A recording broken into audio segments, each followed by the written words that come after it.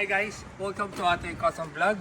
So nandito naman tayo sa panibagong light ace natin. Itong light ace ito, neon yellow naman to. Meron tayong nagawang neon orange, neon green.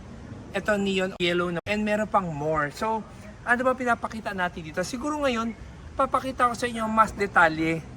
Itong light ace ito ay 8-seater. So iba-ibang layout ang ginagawa namin. Pero ngayon, gumawa kami ng 8-seater na light ace para makita nyo rin ano ang pwede nyong gayahin kapag ka meron kayo binubuong light ace na tulad dito. So, unahin natin sa harapan. So, etong harapan, pinalitan na rin namin ng logo. So, instead of Toyota, naging Atoy logo na ginawa natin. Tapos, kung mapasin nyo, nilagyan namin ng kilay na accent. Para lang hindi siya masyadong squarish, nilagyan namin ng ganyan. Mas maganda yung dating niya. Tapos, nilagyan rin namin yung stripes na kulay. Pero, ngayon naman, medyo nagustuhan ng mga viewers natin yung hubcap na ginawa namin. Itong hubcap na to, nabibili ito sa Shopee and Lazada, sa center cap. So, pininturahan lang namin ng puti yung rim at nilagyan namin yung hubcap para maging retro look. So, lagi sasabi ng tao, kamukha raw siya ng Volkswagen. Yes, kamukha siya ng Volkswagen. Pero hindi natin intention gayahin yung Volkswagen. Kaya kung mapansin nyo ngayon, lahat ng light is na ginagawa namin, naglagay kami ng accent na itim na kulay ito para medyo maiba kami. Tapos itong flarings na to, hindi siya flarings talaga, sticker lang rin siya na itim na nilagay namin para mag-match doon sa front bumper, paikot hanggang dito sa likod. Okay, next, ito naman, sa mga hindi pa nakakapanood ng vlog namin, itong window framing namin ay may body kit. So hindi siya basa-basa lang na salamin na kinabit namin from the original. Kasi pag yung original kinabit naman salamin, wala siyang body. Wala siyang parang yung angas. Wala siyang dating na medyo matapang. So ginawa namin ng body kit to para nag-pop out siya, para magmukha siyang may muscle. So yung design niya all the way dito sa harapan, ito wala na tong body kit. So kinontinue lang namin yung sticker para lang ang buong gilid niya ay maging maganda. Tapos, dito naman sa likod, nilagyan namin ng spoiler. Pero yung spoiler to, may sticker siya nilagyan namin. Itong version na to, hindi ko nilagyan ng itim dito. Pero ang version na to, ang ginawa namin, hindi ko nilagyan ng sticker tong panel na to. Tapos, nag-iwan kami ng accent na medyo puti dito para may silip lang siya na puti. So, may mga line siya na silip katulad dito, oh. Yung mga ganyan, oh. So, para yung continuity niya, nilagay rin namin dito sa gilid. So, ngayon papakita ko sa inyo yung loob. Yung loob dito, unahin ko na siguro sa likod. So, pag binuksan mo, ito ay 8-seater. So, 8-seater to na light ace, pero kada gawa namin may kanya-kanyang specialty, eh. So itong kinaibahan nito, naglagay kami ng upuan, kaliwa kanan, pero itong upuan na to, dito na namin, di ba yung tool set ito, laging ang problema mo saan mo ilalagay?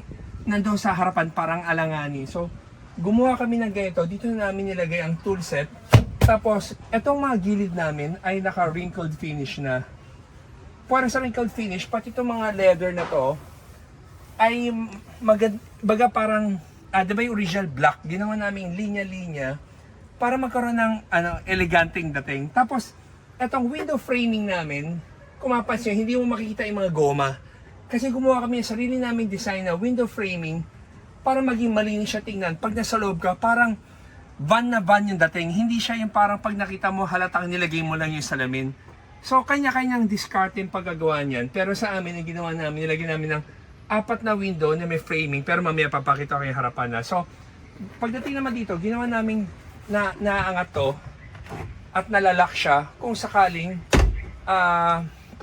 gusto mong iangat, kung may ilalagay ka na malaking espasyo. So, kaya ako sabi 8-seater kasi isa dito at saka isa dito. So, 1, 2, 3, 4. So, itong upuan na kasi ito, nakasagad siya na atras.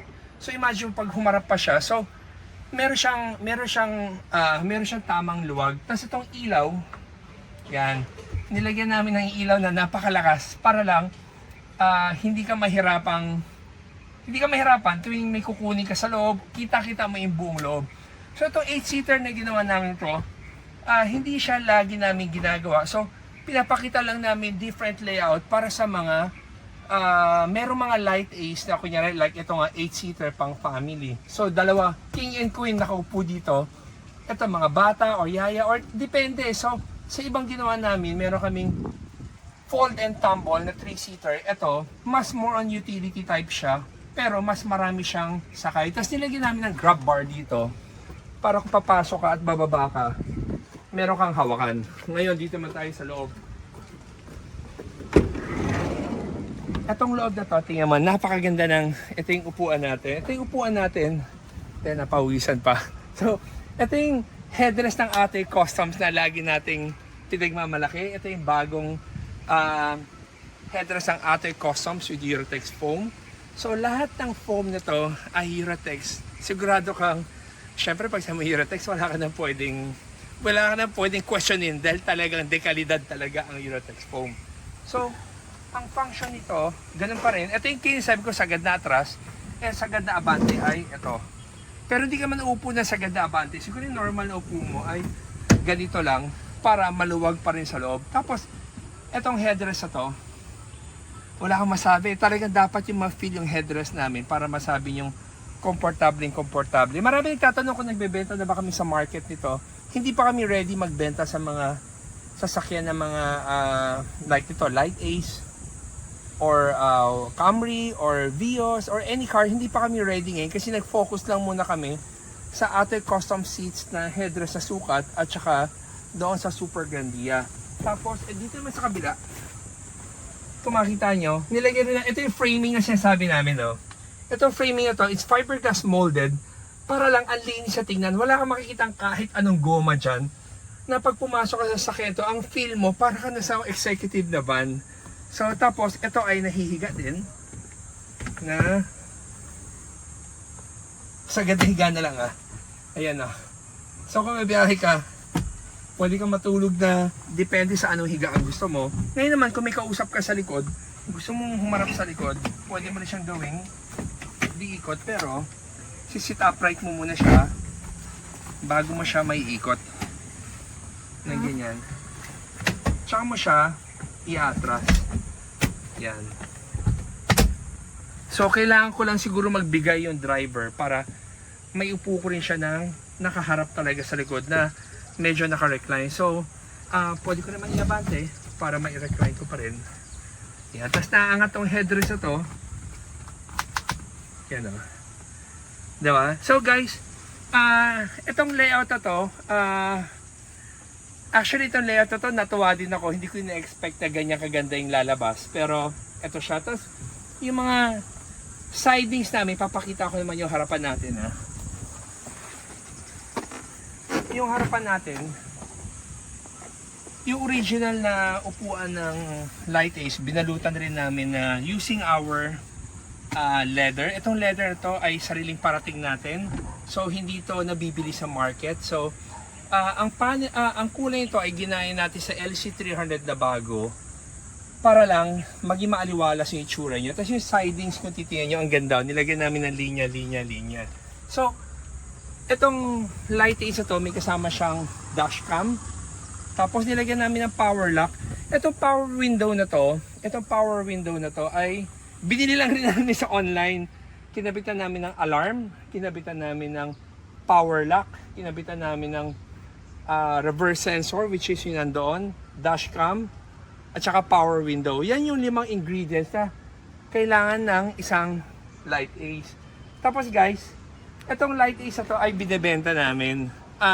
Binebenta namin itong Light Ace na to at eksaktong 1 million. So, okay, ano ang breakdown niya? Pag bumili ka sa kasa ng bagong Toyota Light Ace, it's about 720, almost 725,000 kasama yung LTO and then LTO registration tsaka third party na insurance. Wala pa itong comprehensive insurance. So ngayon, ang tatiwan natin, kung minus mo sa 1 million, 275,000. So yung buong setup na to, para 275,000 lang. So guys, hindi namin laging ginagawa, hindi kami laging nagbi-build and sell ng Light Ace. Pag may opportunity lang kami or may oras kami, gumagawa kami ng build and sell para sa mga taong nagmamadali, nagustuhan nyo itong itsura na to, automatic pwede na ibenta. So i-display namin to sa this transport show, this coming May, I think end of May ang transport show. Makikita nyo to. So sa mga guys na gustong makita to ng actual, puntahan nyo kami sa transport show. Pero pwera dito, ang dami namin ginagawang light ace. Sa mga drop side na light ace, may ginawa na rin kami parang palda para hindi makita yung mga pang-ilalim mo na hindi maganda tingnan. Tapos meron rin kami ginawang spoiler para sa mga may drop side kasi medyo maporma tingnan. Tapos pwede rin siyang lagyan ng air suspension. Pero air suspension, add-on na yun. The air suspension is about 75,000. So guys, sharing you our light ace conversion. So kung papa-breakdown mo isa-isa, para lang mabilis lahat ng kinabit namin ng mga alarm, sabi ko, power window, power lock, rear sensor, at saka yung dashcam, lahat yun parang nilibre na namin kasi yung overall package yun nasa 10,000 plus lang para gawin mo lahat yun eh. So ano ba ang breakdown lagi ng pag ginawa itong light ace ito? Para lang may idea kayo, not exactly ang vinyl frog sticker ay 50,000. Whether na gusto nyo kayo magpakabit or may mas mura kayong option, pinapaalam lang namin. Itong sticker na vinyl frog is 50,000. Tapos yung window framing na meron kami itong buong set na to na may body kit is also 50,000. Our spoiler is 10,000 with installation, 8,500 without installation. And then, itong hubcap na to and rims approximately 10,000. So yung overall look niya sa labas is about 120,000. So, kung ikaw man yung gusto mo na parang wala, gusto ko lang yung tsura ng labas na ginawa nila Atoy. Ito yung 120,000 na setup sa labas. Ngayon, sa loob naman. So, 120,000, pag inad mo itong upuan namin ay brand new. It's about 100 plus thousand. Tapos, yung mga window framings namin at saka yung upuan doon, tapos binalutan namin to, at saka yung mga alarm nga. Ang natitira na lang is about, kung kino-compute mo nga, lalagpas pa siya sa 275,000. Pero sa mga tao naman na mas practical, kung mas practical ka, hindi mo kailangan bumili ng brand new seat. Marami nakita ako sa online, lalo doon sa Light Ace Club or Light Ace page sa FB. Marami nagbebenta ng captain seats na mura, yung mga binakla sa Staria. Kung makakabili kayo ng mura, pwede rin naman. Pero itong setup na ginawa lang natin ay para lang magmukha siyang one piece na malinis tingnan. So, guys, sana nagustuhan nyo itong Light Ace vlog namin. Or, kung sakaling gusto nyo makita to, punta nyo kami sa car show. Itong lahat ng ginagawa natin ay puro katang isip lang ng Atoy Customs. Gusto lang namin pasahin yung mga viewers namin na from time to time may pinapakita kaming light ace na maporma. So, para makarelate ang mga light ace owners. So, bago tayo magtapos, papakita ko sa inyo itong wheelchair lift natin. So, on the Segway, kung meron kayong family na needed na kailangan mag-rent ng wheelchair lift, meron kaming service with 3 units na PWD mobile para pwede nyong i-rent sa amin. So for example, nagte-therapy kayo or from hospital going home or home going to hospital, hindi nyo kailangan tumawag ng ambulansya. Meron kaming service na ganyan. So, ito yung bumaba, papakita ko lang sa inyo. Pag umakyat, ganyan siya. So talagang medyo mabagal yung angat niya kasi may mga pasyente na hindi siya pwedeng mabilisan yung angat. Kailangan medyo mabagal ka lang. Para hindi, alam mo hindi ka puwersado. Na-adjust mo naman yung speed niya, pero ito yung pinakatamang speed na sa tingin namin ay perfect sa mga PWD. So, ayan.